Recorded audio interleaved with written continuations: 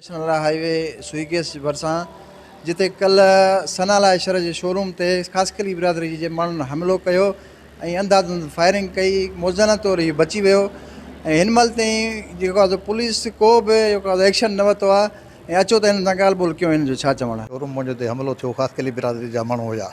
उन हमले खां पोइ जेको आहे त उन्हनि अंधाधुंध फायरिंग कई ऐं असां मौजदाना तौरु कुझु हेठि थी वियासीं या मथे छत ते आख़िरकार चढ़ी वियासीं।